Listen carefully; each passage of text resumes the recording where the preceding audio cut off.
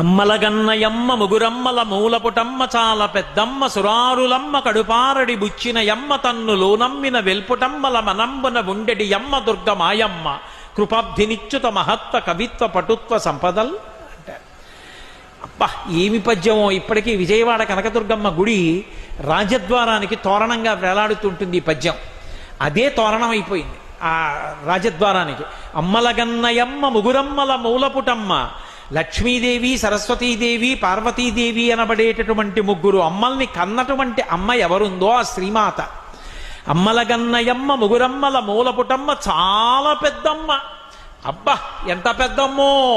అందరికన్నా ముందు ఉన్న అమ్మ చాలా పెద్దమ్మ. సురారులమ్మ కడు పారడి బుచ్చినయమ్మ. అరి అంటే శత్రువు. దేవతల యొక్క శత్రువులైన రాక్షసుల్ని కన్న తల్లి గుండెలు బాదుకునేటట్టు ఏడిచేటట్టు చెయ్యగలిగిన అమ్మ. అంటే రాక్షస సంహారం చేయడానికి అవతారాలు స్వీకరించే అమ్మ.